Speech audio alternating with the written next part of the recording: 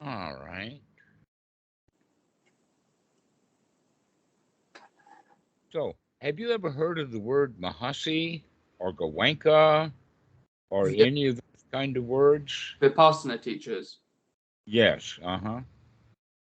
Well, Mahasi didn't use the word Vipassana as strongly as it's being used today.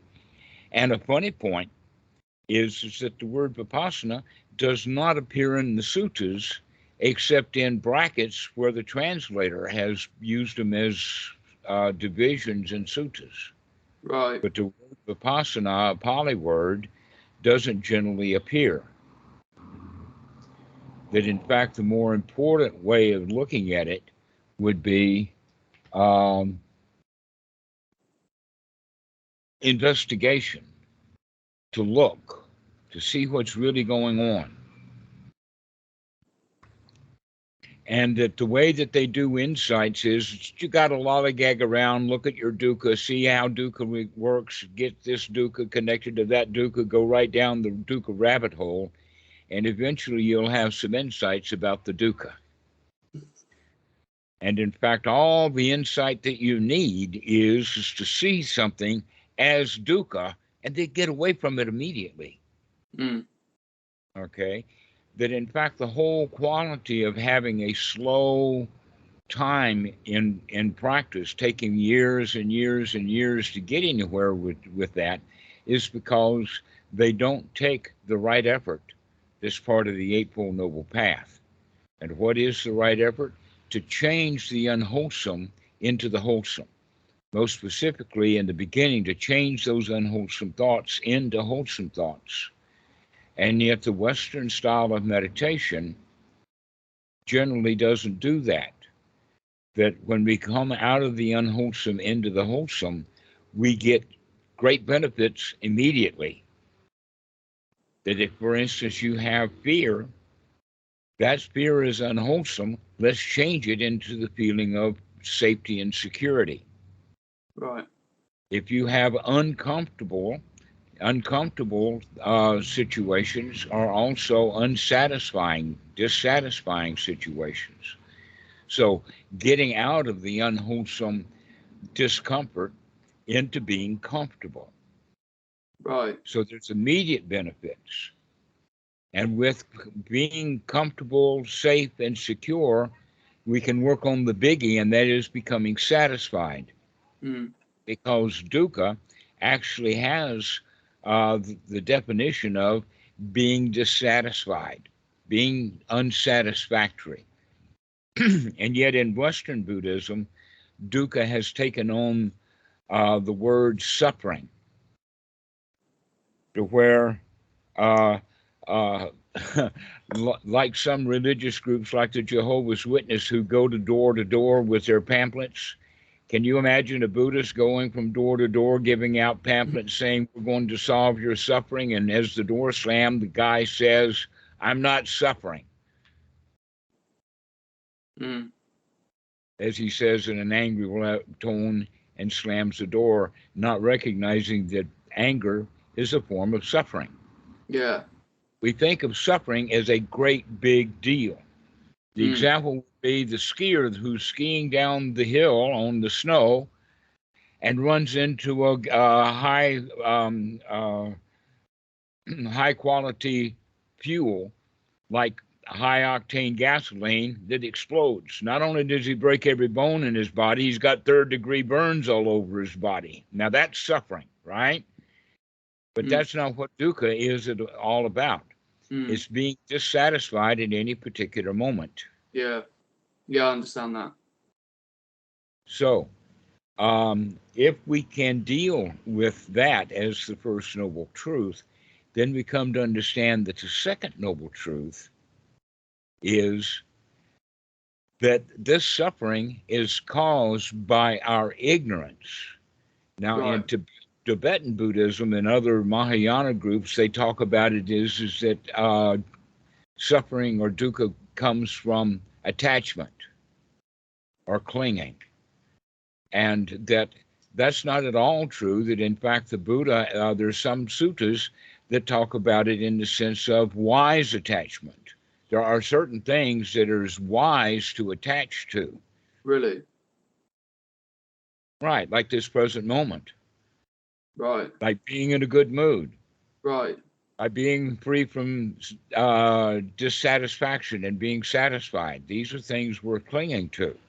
And so that second noble truth is greatly misunderstood. That the three actions are the liking, the not liking, and the ignorance of those two things, including being confused because you don't know whether you like it or not. You don't know whether you understand it or not. And so the ignorance is at the base. Right. One of the stories that I tell is in the 2004 tsunami, December, that happened out in the Indian Ocean on Phuket, on Thailand. All the elephants headed for the hills, but all the humans, all of the tourists, they stayed on the beach, and the tsunami came because they were not paying attention.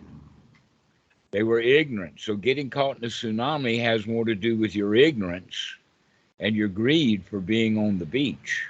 Mm. The elephants were smart enough to head for the hills because they could feel it in their feet and they knew what was going on. So this is the second noble truth, and one of the side points of the second noble truth actually is at the heart of the issue. And that is that all of the dukkha that anyone experiences comes not from the outside, it comes from the inside of the mind. Yeah. That's the main point, is that it's our ignorance that causes all the difficulties. And so what we practice then is not necessarily anything like the formal meditation has become to be known in the West. Some of the habits, bad habits, were picked up by the Asians, but the Westerners have gotten it to the point that they think that there is nothing but meditation. Mm. And yet they don't get anything out of the meditation, and they hope that somehow they're making merit or building up something good, and then in a few years or 10,000 hours later, the great karma machine in the sky is going to waltz in, do some Shaktipat, and then they'll feel blissful. Yeah, I had that assumption. And that the real point is that if you want bliss, go get it right now. We'll teach you how to do that. It's something to be practiced. It's a skill to be developed. And so most meditations are useless. Right. That in fact the Buddha practiced meditations and got probably world class, the best one in the world, especially in the time. He went to all the great teachers, and all the great teachers wanted him to be the teacher. And he walked out on them because that does not lead to the end of suffering. That you can sit on the floor forever, how long you want to, going deep into your mind as you want to, etc., like that. But when you get off the cushion out in the world, you're back in the world again. Yeah, I noticed that too. That what we need to practice is somehow getting away from the world so that we can practice getting the world out of our mind. Right. And when the mind is free and pure, then we can go back into the world and not be of the world. Mm. This is the real teaching of the Buddha, is let's get away from the world long enough to get the mind completely free. But that doesn't mean that seclusion time has to be sitting on the floor in some meditation hall with Buddha rupas and incense and candles and maybe a monk or some old Western teacher who thinks that he's a teacher sitting there in front of the students so that they'll hold really still, when in fact that's not at all what the Buddha taught. The Buddha did not teach anything about holding still. What he did teach is get to know your body very well. Right. Experience the body. Notice what your hands are doing. In the sutras, it talks about being mindful of grasping, reaching, touching, moving your arms around, what it's like for walking, what all four postures are doing, etc., like this. And so that sort of squatting on the floor kind of meditation that's so famous in the West is really not what the Buddha taught. In fact, he rejected it. Right.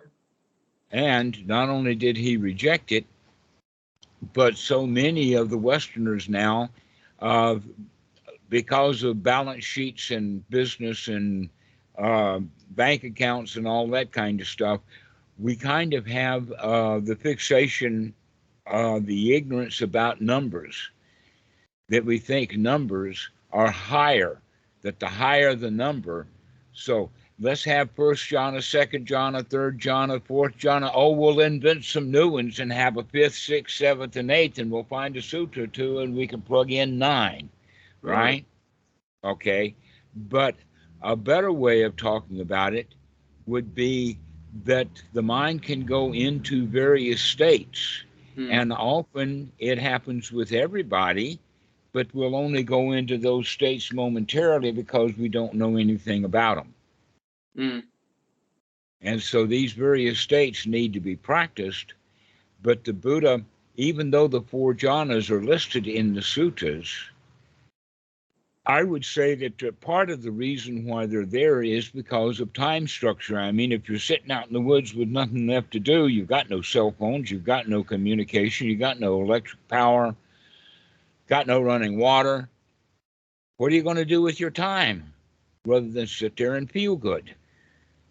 Because you've got nothing to do, no place to go. You've got adequate shelter, adequate food, adequate clothing, adequate medical. So what are we going to do with our time? How do we structure our time? Well, nowadays, nobody's going to be practicing much with these jhanas because they're too busy with their cell phones, etc., their laptops, TV, telephones, porn, all kinds of stuff. So when there's nothing, when you take all of that stuff away, then we'd have time to just sit and do nothing. And we get skilled at doing nothing. And when you get to great big nothings, those are just the jhanas. Right. But the Buddhists didn't see that those jhanas in and of themselves were liberating. That's why he left all of that stuff. And also he left the Jains under the leadership of Naganakaputta, which is also known as Mahavira. He practiced that stuff for a while, to the point that he was better at it than any of them. He could out-flagellate himself and out-starve himself. There's even statues that have about the starving recluse, right? And those are not the path to awakening, to removing of the dukkha. Yeah. And so when Western teachers teach, they often will grab anything to teach rather than staying focused on the real teachings of the Buddha.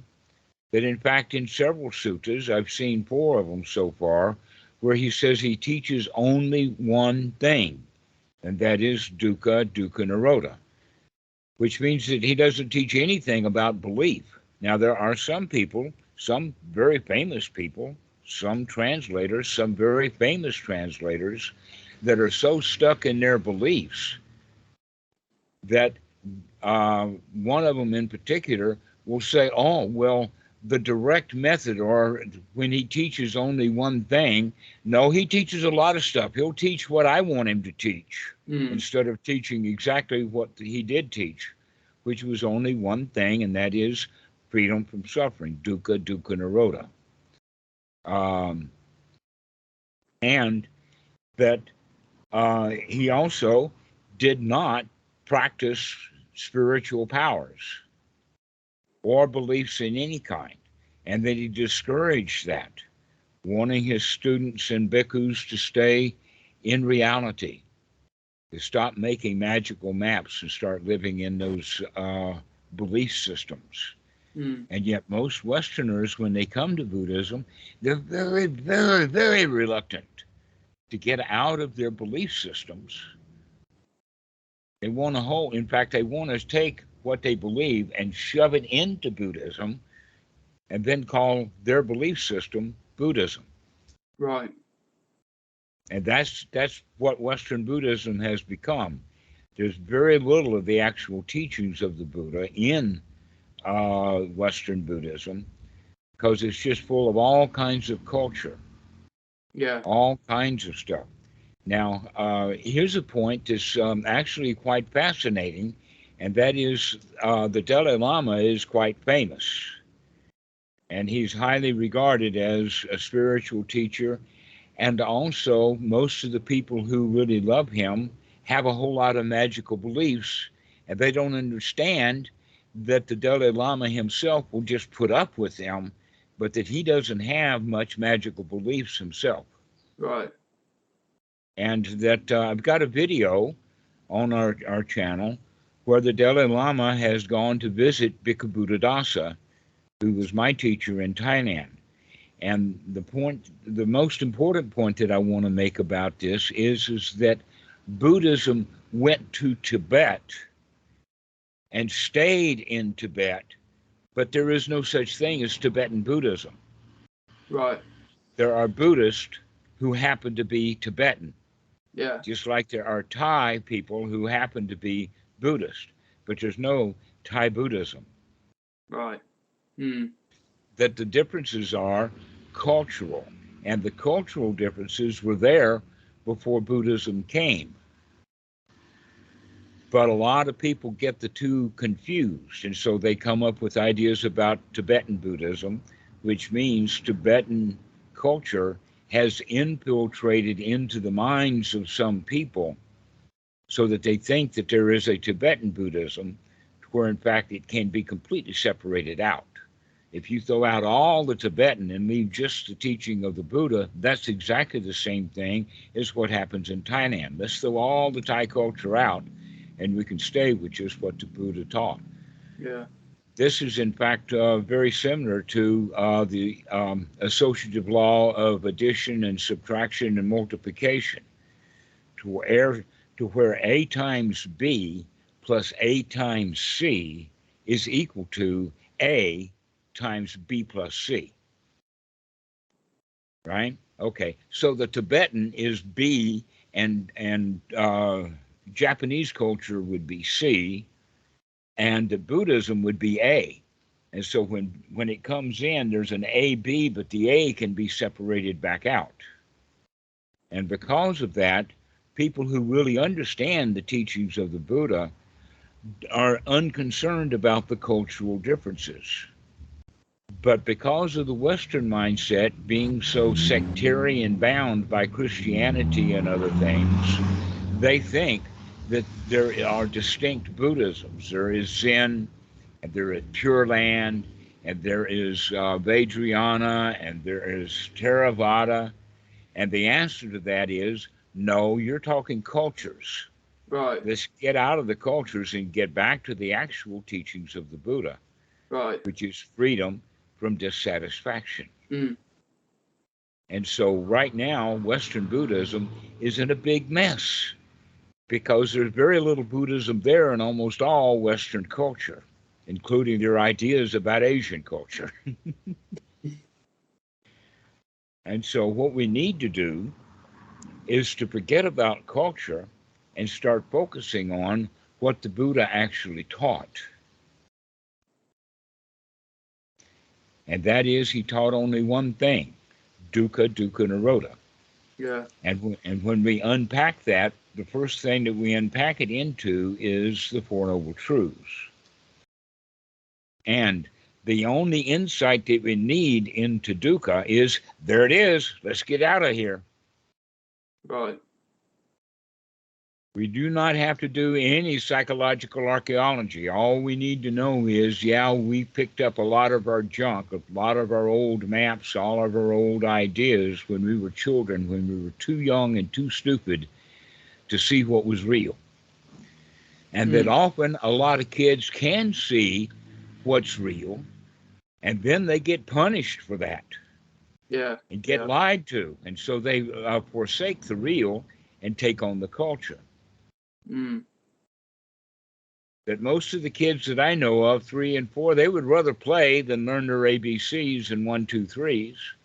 And if they could learn to play when they're 3 or 4 and continue to play, they could have a joyful life if they never learned to read.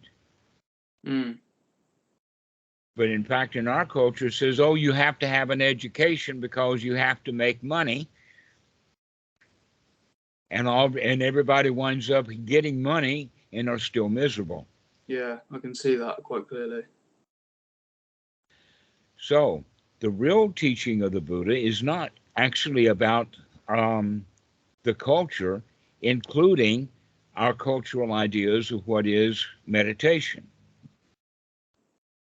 And this is why I don't use the word very much, and I do not call myself a meditation teacher by any stretch of the imagination. But what I do teach and what I do share with my friends is Dhamma, the actual teachings of the Buddha, and how to practice that. And we need to practice it like a skill because we were raised without developing those skills. Yeah.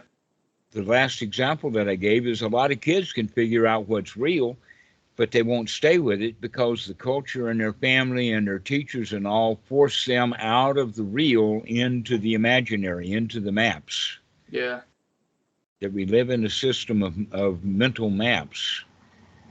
And most people don't know the difference between what's real and what maps are. And so this is what we need to do to practice that, is to figure out what's actually real and what is our ideas, our concepts, our critical thinking, all of that kind of stuff. Our criticism, our self-criticisms, and especially all the rules about how things are supposed to be.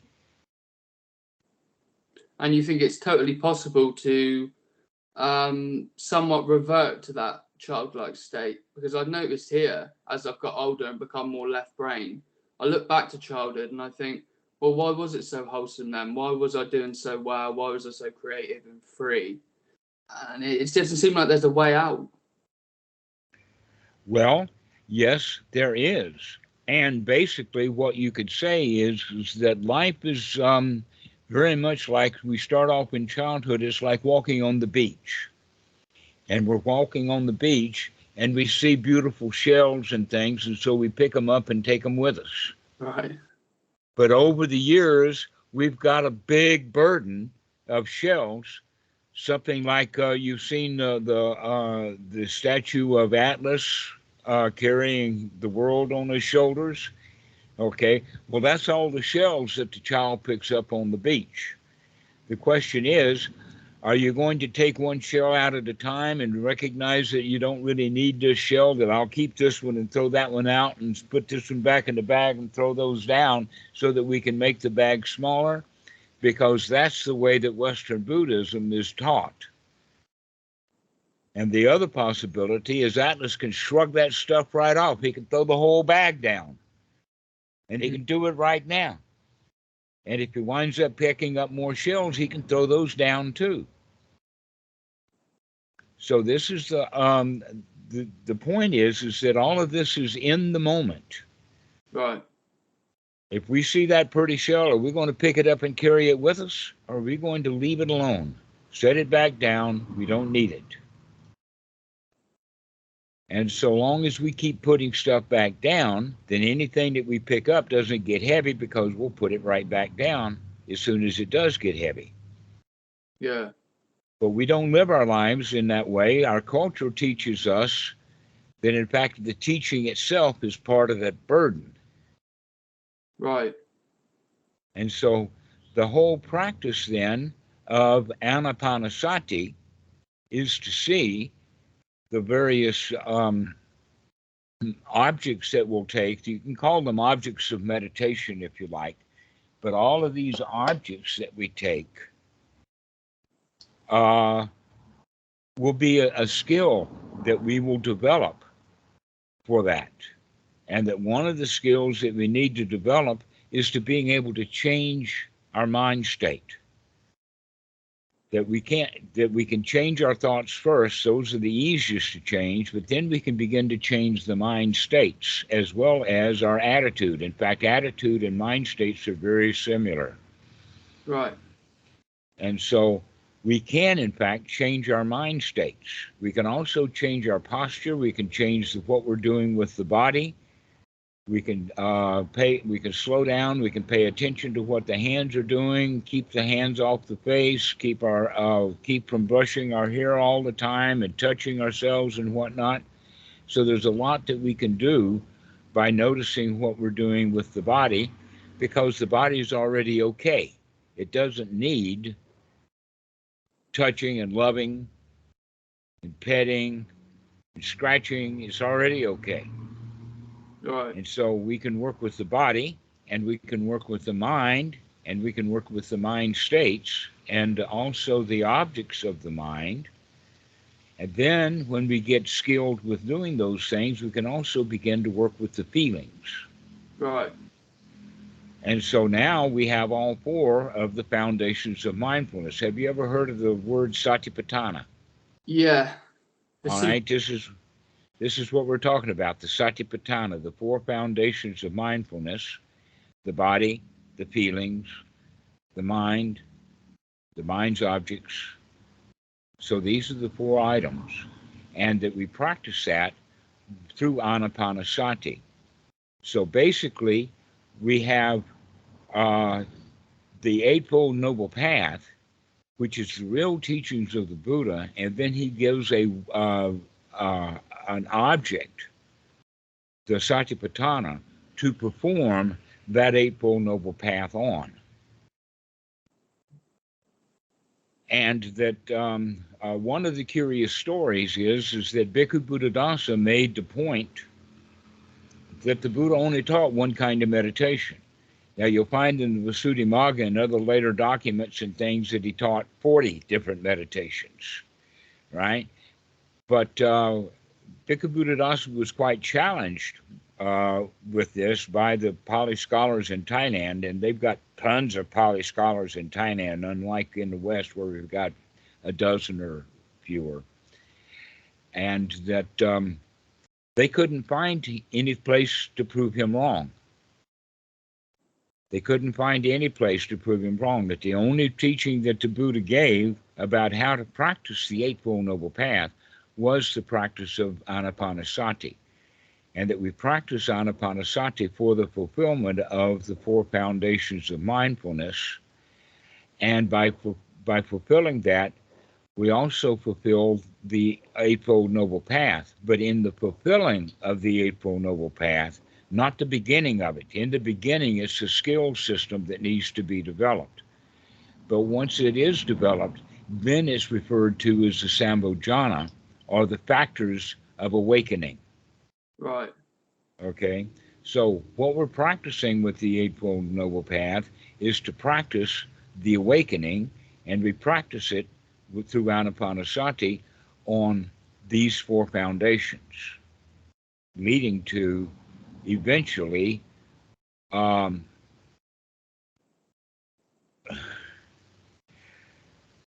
knowledge and deliverance is one of the ways of talking about it. Okay? Right. But in fact, this leads up to, you've probably heard the word enlightenment. Right, I was going to ask you about stream entry, actually. All right. Well, let's look at enlightenment before we talk about stream entry, because the word itself has a dual meaning, or a dual purpose. One is enlightenment in the sense of throwing some light on it, Right. the light of day, turning the lights on, which has the ability to actually see. So if we can actually be the kind of enlightened that gives us the knowledge and the information about what's really happening right here, right now, by shining a light on it, then we'll have the ability to do something about it. Mm. And what we do about it is to drop it, to put it down, which comes into the word of moksha, which means freedom, liberation, also Sometimes in some suttas it's translated into deliverance. But this is the way that we could say enlightenment is to shine a light on it and then lighten up about it. Right. How is this different from repression? Well, when you're doing that, you are practicing. Remember that the practice is not squatting on the floor, that's a form or a formation. That's not the actual function. That in fact, it doesn't matter what posture you're in. It doesn't matter where you are. The question is can you actually see what's going on rather than following a map? Right. Now, the maps often are referred to as rites, rules, rituals, laws, ways supposed to, standards, right? And that the Buddha has the Pali word for that, Silabhata Paramasa. And it is often translated as attachments to rites, rules, and rituals. And you could go so far as to say that generally that's what we mean by map making. The map is how things are supposed to be according to the paper. Yeah. You look at the map and you say, oh, the reality is like that. And you go out there in reality and you get lost. And in fact, one of the maps that I was playing with when I was a kid that my dad had because of his natural gas, he had actually not all the towns that we visited had this, but in one particular town, they had a map of everything that was under the ground. All the power cables under the ground, all of the gas pipes, all of the water pipes, all of the sewage pipes. But that's all that map was. And if you really didn't know your way around those pipes, because there wasn't roads or buildings much on that map. And so it was hard to figure out where you were using that kind of map. Right. But if you knew where you were, having that map would be good for knowing where you can dig and where you can't dig. Right. All right. So maps then, by their very nature, do not actually put out the information of reality. Not only that, but reality is dynamic. On a road map, Google Maps can run you right into a construction zone because the mappers didn't know that they had set up these cones for the day, right? And so we live according to the maps that we made since childhood. Yeah. Okay. The Pali word, another Pali word for this is called Sankara. Have you heard of the word Sankara before? No. All right. We'll get into it, but I've just given you the basics. Is that the Sankara is basically the sum total of all of those shells that you picked up your whole life. Oh, That's is the the big word samskara? yes. Yeah. Mm-hmm. It's often translated by the poor translators. Here's the thing: the Pali Text Society was the ones who did it. They started in about 1880 and ran into the 1920s doing all the translations, and in the process they built lexicons or cross dictionaries. And now all the translators use those old dictionaries that were written by people who didn't know what they were doing. And so when the translators use those, instead of investigating what the word actually means, they'll just use it out of some dictionary. Right. And so the word Sankara is badly translated, like almost all of the really interesting words, like dukkha, for instance, badly translated I as had it down suffering. sort of like an impression. Pardon? I had samskara down as a kind of impression. Well, you could say that it is, but a better word of talking about it is the dents, like dents in your armor or dents in your, pound in, they call them also traumas. Right. Okay, so it's a collection of old trauma. Right. And that we carry that around as that's our map of what the world is like. Right. So you're supposed to avoid people that do this. If they wear a turban, you got to stay away from them, or if you can, give them some trouble. Wipe them out. Because we learned that from people who didn't know anything about turbans, and so they were afraid of them. That in fact, fear is the major issue with the world. And so if you can come out of your fear, if you're not afraid of anything, that's freedom. That'd be nice. Well, it's intentional to stop being afraid. You have to train yourself to not be afraid.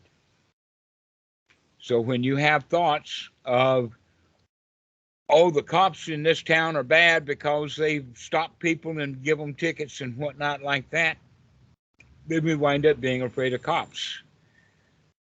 That in fact, something very curious about that is that on the surveys that they have made, people will say that they're more afraid of the cops than they are of wrecking their car. And yet the cops are out on the road to try to prevent accidents, and they wind up being the problem, not the solution to the problem. Right. And people are still afraid, but they're now afraid of things that are irrelevant. That the real issue is that if you're afraid to crash your car, then you'll drive safely. And if you're driving safely, the cops really are irrelevant.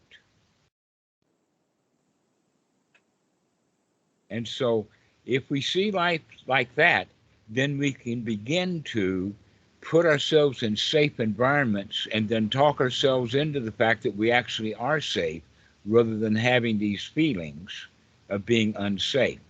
And the feelings that we have of being unsafe are often called anxiety, panic attacks, stress, all of these kind of words that we have because we're afraid. And so the right way to practice is to practice, intentionally practice. Oh, there's nothing to be afraid of. There's no snakes on the floor. There's no crocodiles. The SWAT team is not busting down the door. The Russian mafia is not in town. And I'm safe. But we can think about writing an email to the boss and get all freaked out. Yeah. So the actual practice then of the Eightfold Noble Path starts with getting a view that's correct. Now later we'll talk about it in greater detail, but the point that I want to make right now is that right view and right noble view is not the way that most people think. In the sense of a world view, a viewpoint, a way of looking at the world is not what we mean. What we actually mean by right noble view is better said is right noble viewing, looking, investigating. Stop making maps, stop following the maps, and start looking at what's real through the senses. Right. Getting into the senses so that we can see really what's going on. And so we start with that. And in fact, you wouldn't have called me if you didn't have some right view. You could see things. You saw a video and you say, I see that. And let me investigate this further. Okay? But sometimes people will view those videos and they say, he doesn't know anything because I already know. I've got all of my maps. I've got all my ways of how things are supposed to be. And then with that wrong view, that wrong viewpoint, they don't bother to actually investigate. All right? Now, the investigation is based upon something. And that is that you're not going to investigate until you remember that you're going to investigate. We have to remember to keep practicing. Right. Rather than, I'm in the map and I'm in the map. No, remember that you're in the map, come out of the map and get back into reality. Right. That, like I said one time before, is that people have automobile accidents by following the map. They've got their cell phone out and they got their Google map and they're looking where they're going, and then they crash their car because they're not looking where they're actually going. They're looking at the map. Right. So we commonly term this as mindfulness or sati. Well, sati has gotten, it's a bad translation, mindfulness. that in fact, most people never ever heard of the word mindfulness. Maybe it's crept into the vocabulary of English nowadays, but in the old days, nobody ever used the word mindfulness. That was an invented word to try to describe what sati is, and sati has much more the quality of remembering to come out of the map, to remember to be in reality, to remember to stop having thoughts of the past and the future, and come into the here now so that you can observe. Right. And then, once we make that observation, the third item of the Eightfold Noble Path comes into play. And these three things together is the primary part of the practice for quite a while. And that is right noble effort. To remember to look at what's going on, see the dukkha, and come out of it right now. Not investigate the dukkha, investigate it only to see that this is dukkha, and then drop it. It's almost like walking by a pile of dog turds. You know they're dog turds. See them, don't step in them. But if you step in it, now you got to really deal with the dog turds, because you got to scrape your shoes off, wash them off, do something, right? But you can, in fact, get so into it that you take a sample back to the kitchen, take your knife and open it up and look at it and investigate it. And this is what meditation is all about, is taking dog turds off the street, taking them to your kitchen and investigating them. Right. But the right thing to do is to just see the dog turds on the road so that you don't step in them. And that's all you need to know about dog turds. And that's it. It's as simple as that, really. It's as simple as that. You just recognize you're creating suffering for yourself and just let it go. Exactly. That there's a lot of suffering going on with practice of meditation. That it doesn't, for most people, it does not solve the actual issue.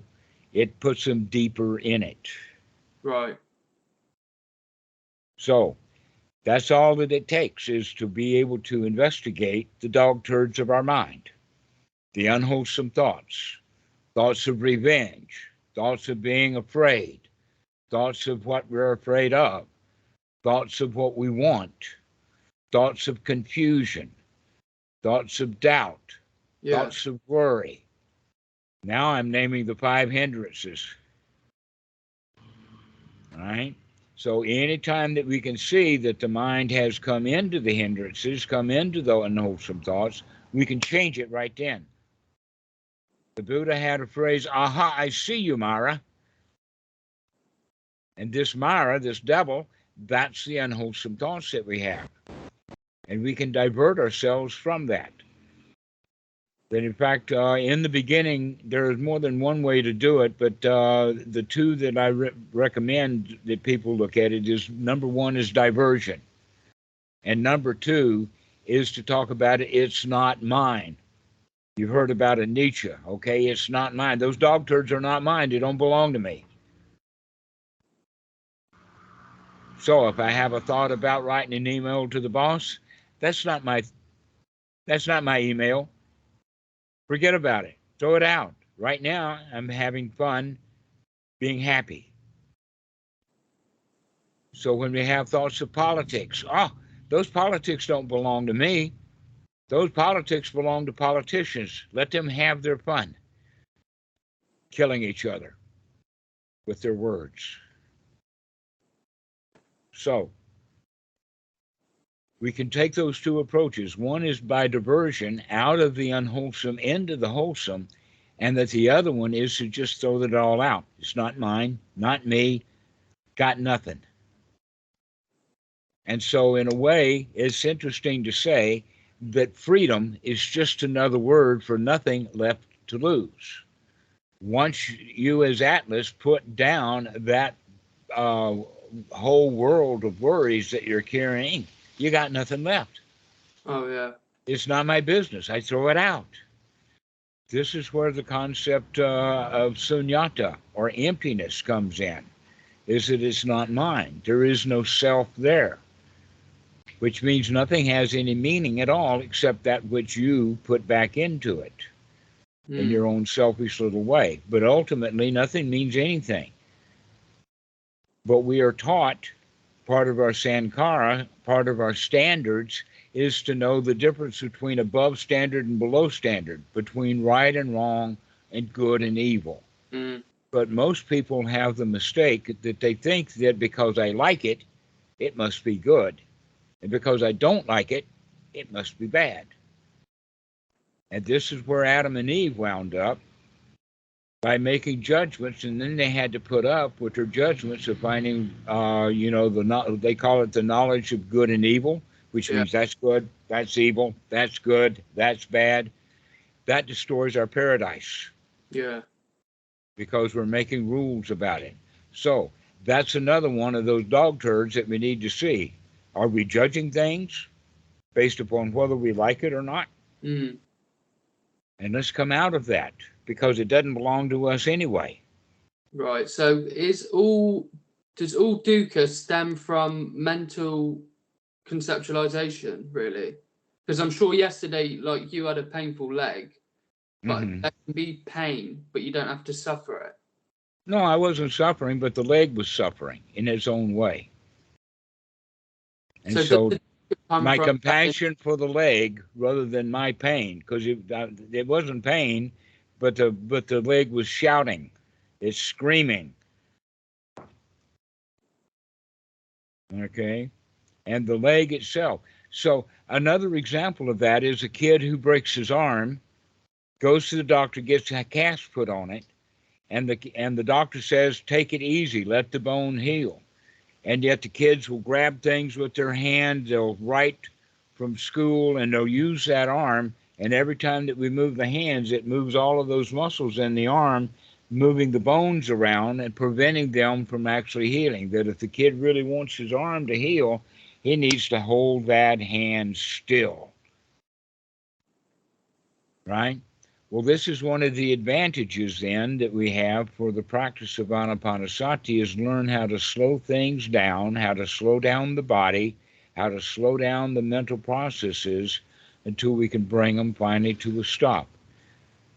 That we need to learn how to steer. Mm.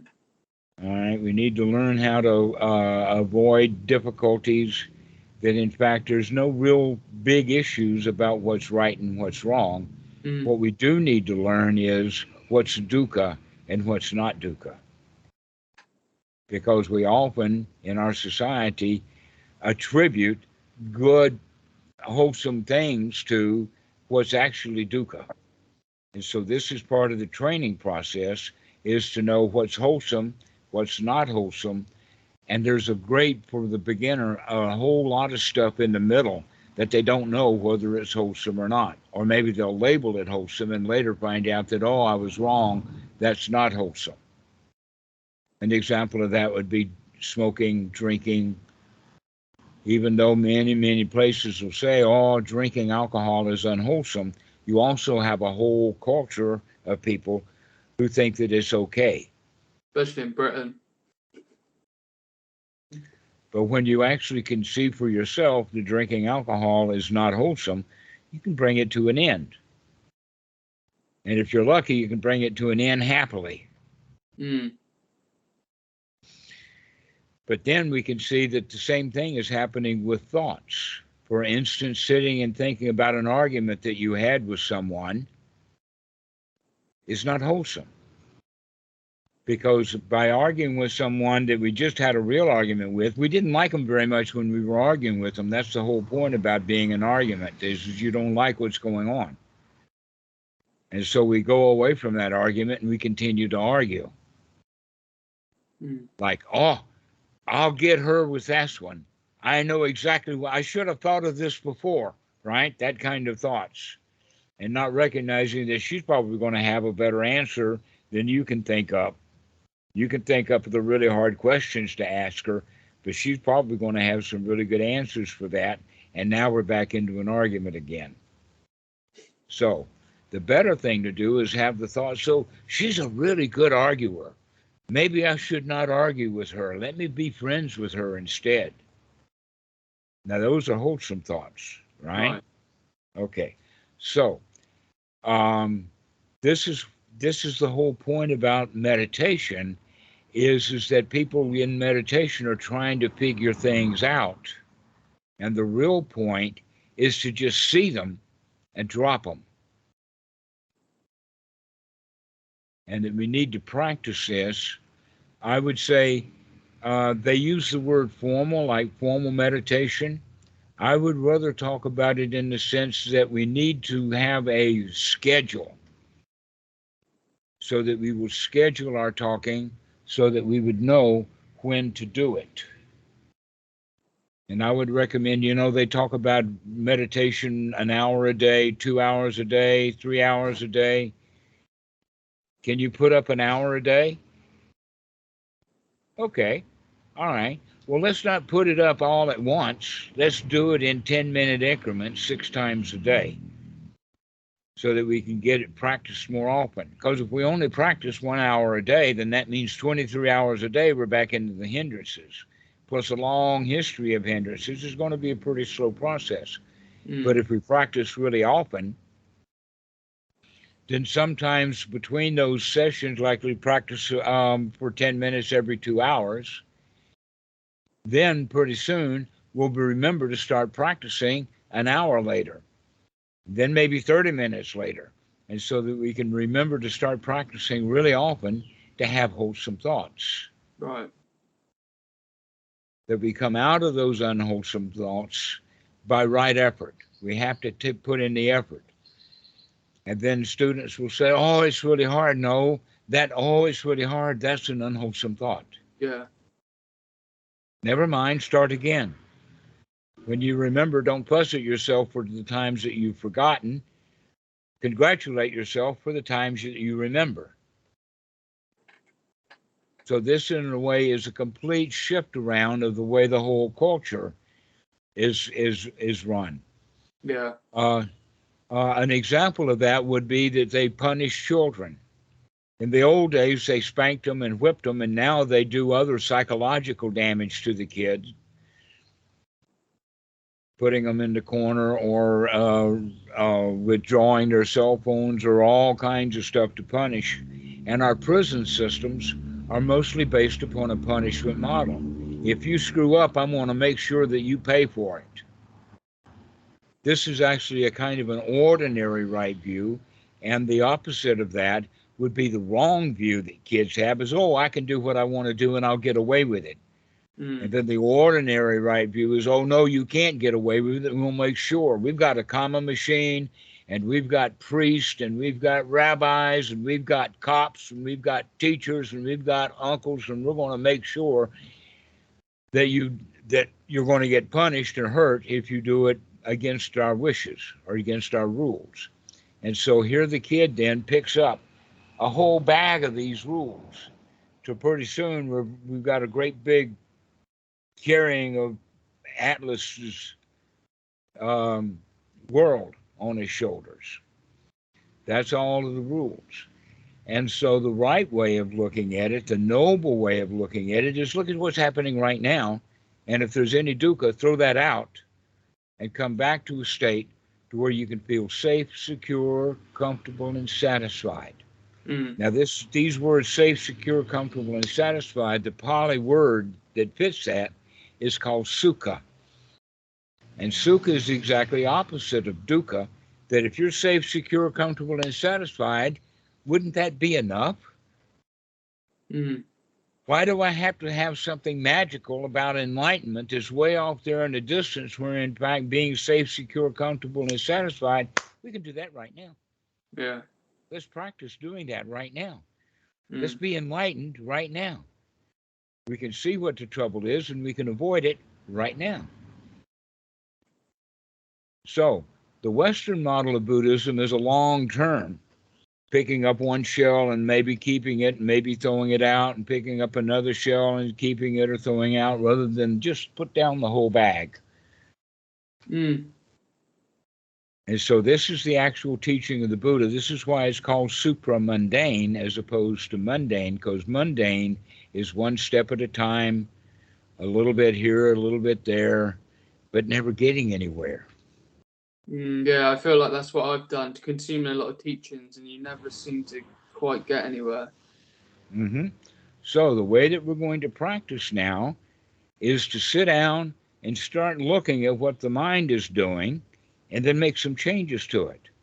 Start having more wholesome thoughts. This is the basic understanding. This is the way we can get started with the practice. And I'd recommend that you sit down and do this for 5 or 10 minutes, 6, 7, 8 times a day. So what Good does time to do it. practice look like? Pardon? What would a formal 10-minute practice look like? Well, the normal way of looking at a formal practice is you've got to go to a special place, use special clothing, sit in special postures, that kind of stuff, right? But the kind of meditation that we don't call formal would be putting yourself kind of on a schedule so that you remember to keep coming back and practicing having a mind in a wholesome state.